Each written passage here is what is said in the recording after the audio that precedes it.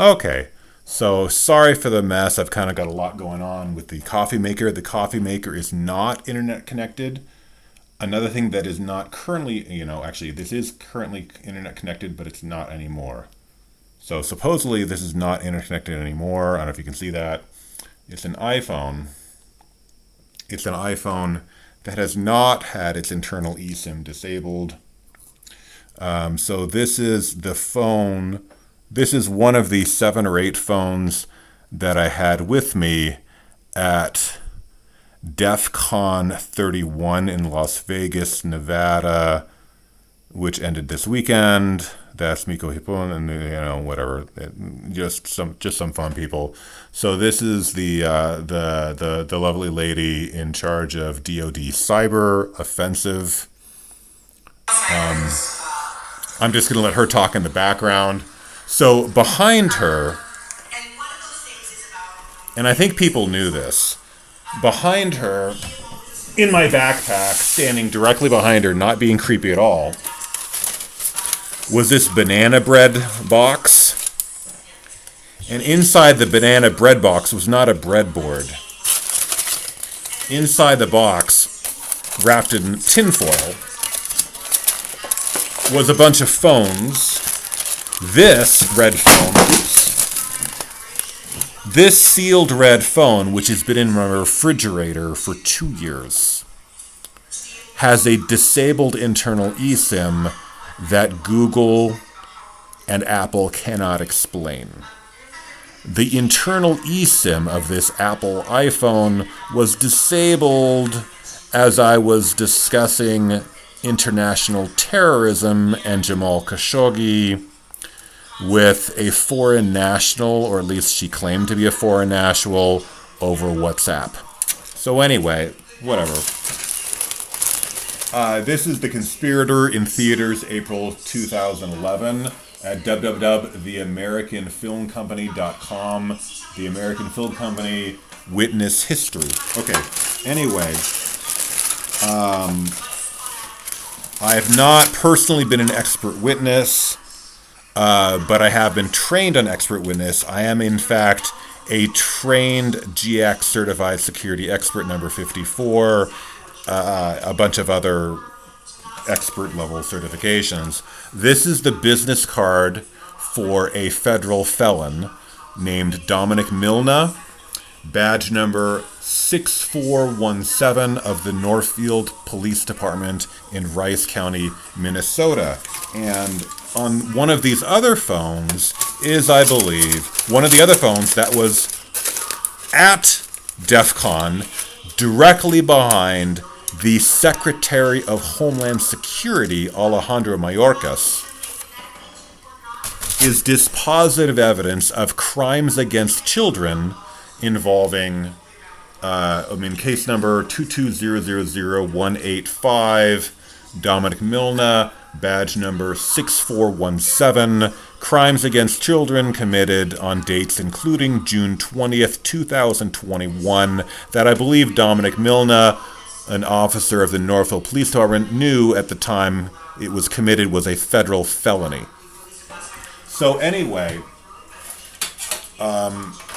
here is that specific phone that was in that kind of Faraday cage inside a banana bread box.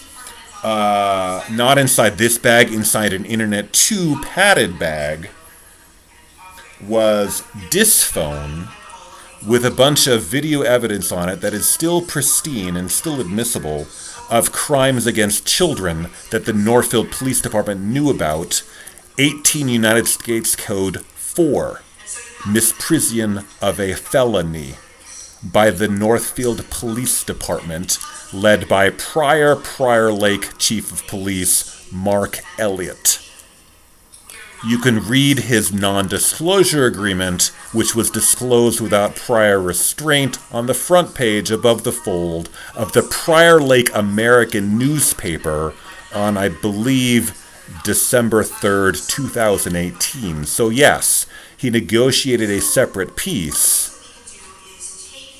involving harassment, and he was replaced by a black officer from another county.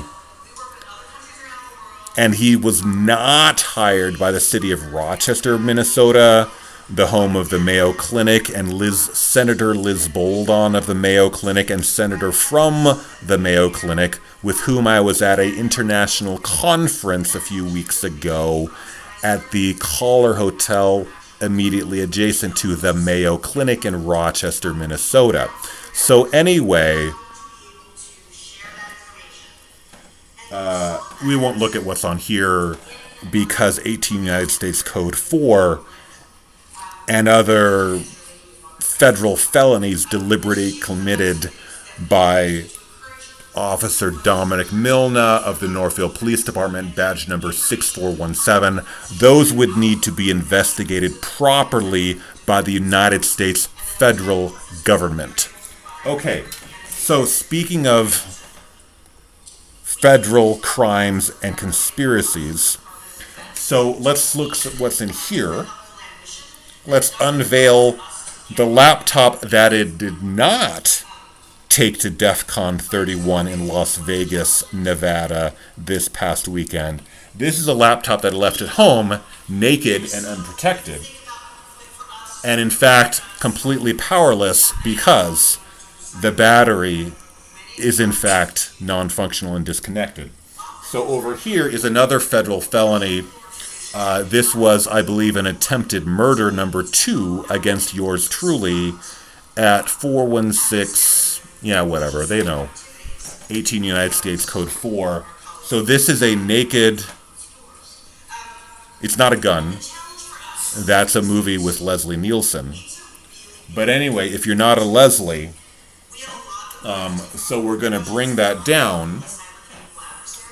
Some people say, don't bring me down. That's John and Paul and whatever. I always consider myself more of a John than a Paul, but I've never actually, solicited anything. And so maybe I'm the walrus. So let's put this cover on just so we don't short anything out by accident. So notice that the SSD was physically pulled, and so we are in fact running off of a USB key that has certain forensic artifacts on it.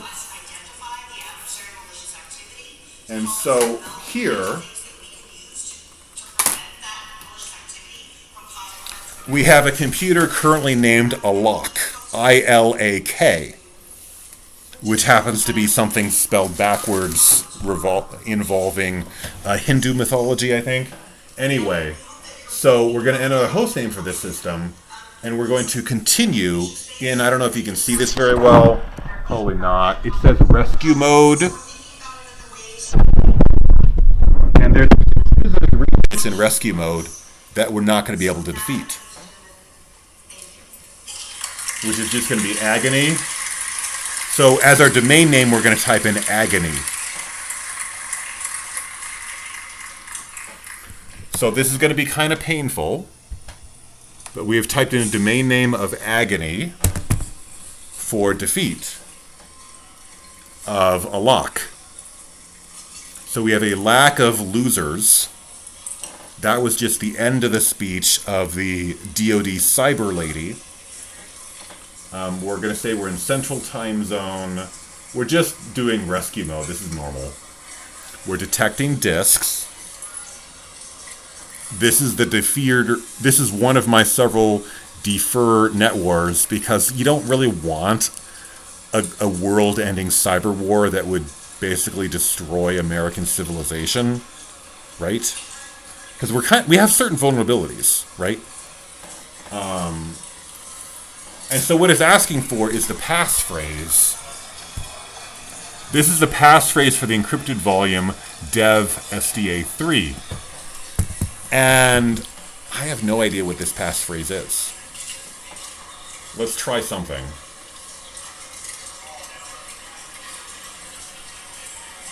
Oh, hey, it worked. Okay, that's actually literally a surprise. I didn't think that was my passphrase, but it was. Okay, let's find out. I put it in fast. It hasn't Maybe there's like plausible deniability here. I don't know. So we're going to the root file system. We'll just assume that it's devmap or SDA3 crypt. I'm not entirely sure. An error occurred while mounting the device you entered on target. Check the syslog for more information. So maybe that's an indication of a bad passphrase. Let's try that again.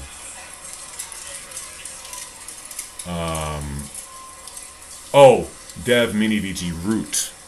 So not the SDA3 crypt, but the minivg-root, I guess. Yeah, the slash root. That would make sense. So we're going to execute a shell in slash root. After this message, you're going to be given a shell. Okay. Yeah, so I just rooted my own box by guessing my own password that I had forgotten. Live. I did this live. And I'm going to list the directory, and there's basically nothing there. Because this computer has never really been used. It's been turned off, and the battery has been empty. And let's look at... let's just look at the... yeah, so August 11th is when it was changed. But ZS, so it looks like January 20th, 2023 was the date of install of this system, and the system has not been used since January 20th. Oh no, it says January 27th. Okay, let me see. Oh, it's easiest screen info. Okay, so let's look at the LAT. You know, we can take a screenshot. I'm going to take a screenshot of this because I can. Okay, where are we going to store this? I guess we can store the screenshot on. Screenshot is varlog debian installer shell plugin 0 png. So varlog debian installer shell. Okay. So we're going to ls-la/etc pipe less because less is more. Helps to have focus. And the timestamp on most of these things is August 11th. I'm a little confused why it says August 11. I guess because everything is virtualized. But okay, there's also another date. The other most common date is March 5th. Okay, so yeah, the Etsy shadow, the Etsy group, all of these things were dated March 5th. There's some other timestamps, February 28th. Let's look at the log. So possibly because the clock was wrong on this computer at the time of installation, it's hard to tell forensically what went on. What I do know for sure is there's nothing on this laptop because I literally didn't know what the password is until I just tried it live. But anyway, this is my normal Wi-Fi network. It's unplugged just in case. Like literally this comes in two pieces and it's disconnected. Another fun thing is I noticed that this exact same product, if you look inside this device, it looks different than another device that I bought at the same time at the same store. That's awesome. But we don't need to go into that because I'm not a fish face. And as I've said many times, I get it. I get it. So we're done. Thank you for your service. This guy needs to go. That's all. This guy needs to go. Thank you for your service at DEFCON.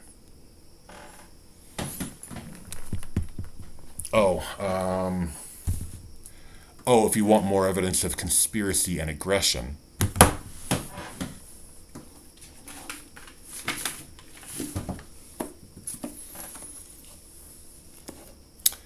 This is about conspiracy and aggression involving a current United States ambassador and special envoy.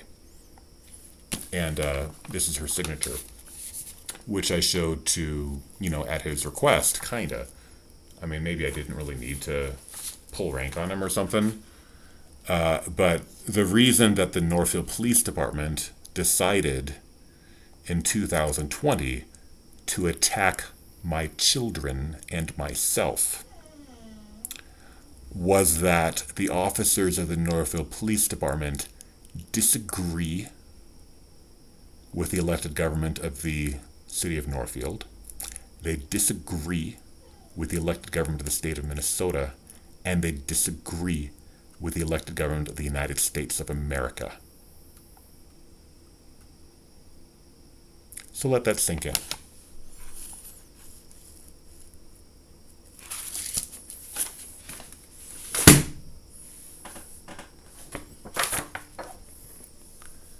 This is called conspiracy and aggression, and also possibly attempted murder.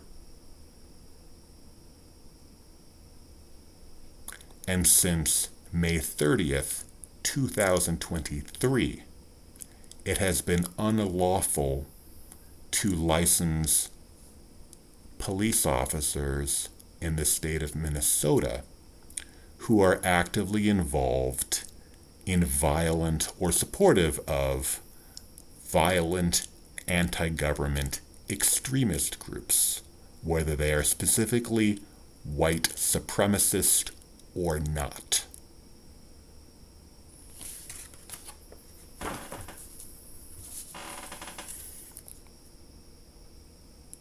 This man go. See? There's a barcode on it. This man go. This man, very bad cop. The other guys, qualified immunity. This man go. Thank you for your service.